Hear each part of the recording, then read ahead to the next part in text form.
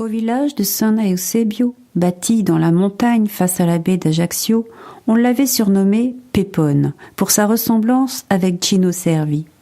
Colérique mais généreux, il s'était imposé grâce à sa fine connaissance du maquis où ses cochons se reproduisaient dans la sauvagerie et offraient un abord à peu près aussi peu amène que celui de leur maître. Certains l'aimaient et le respectaient, mais il était surtout craint pour ses emportements. Les rochers portaient souvent écho de ses tirs. La gibecière rebondit, on le voyait revenir au coucher du soleil, crachant entre ses chicots pour ponctuer sa marche. Parfois, une victime ensanglantée était couchée sur son épaule gauche. Il donnait alors un coup de pied dans la porte de sa ferme en beuglant qu'il attendait les gars pour descendre une pinte. Les femmes, qu'il ne croisait jamais à la messe, ne manquèrent pas de faire circuler le bruit qu'un jour le Seigneur lui présenterait sa note. Tout pépone et bravache qu'il fût, la vieillesse se manifesta à lui sous la forme d'une puissante crise d'arthrose qui lui inspira un riche assortiment de jurons pépronesques. Cloué sur son fauteuil, il arrêta alors une décision, celle de convoquer le charpentier afin qu'il prît ses mesures pour un cercueil. Ainsi, même si l'hiver devait rendre difficile l'accès à San Eusebio, ses héritiers pourraient procéder rapidement aux obsèques. Une fois son travail achevé, l'artisan déposa le dénommé paletot sans manche dans la grange.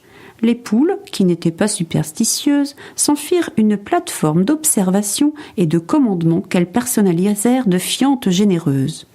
Ce fut donc avec l'esprit paisible qu'il aborda l'hiver, lorsqu'un événement indépendant de sa volonté perturba son plan. Un villageois grimpa sur son toit un jour de gel, glissa et fit une chute fatale. Sa veuve affolée fila illico chez Pépone pour lui demander s'il prêterait son cercueil au défunt qui avait la même taille que lui. Grand seigneur, notre héros en fit don à la famille éprouvée, tout en fulminant intérieurement contre ces trous du cul imprudents et imprévoyants. Le charpentier fabriqua un deuxième cercueil, identique au premier, à un détail près. Il devait aussi avoir une utilité immédiate.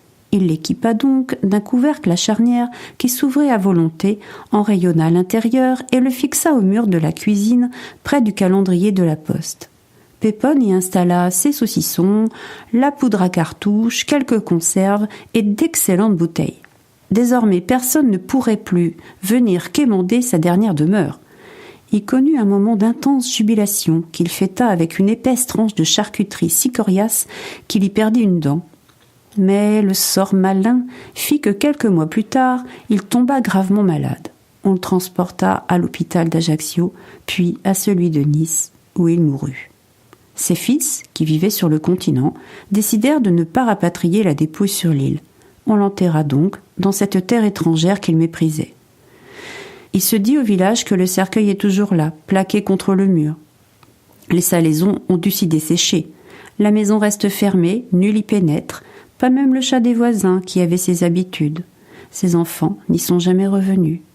Il y a des fois où il ne faut pas trop réfléchir, car pour sûr, les voies du Seigneur sont impénétrables. Le cercueil de Pépone, Irène Seglinski.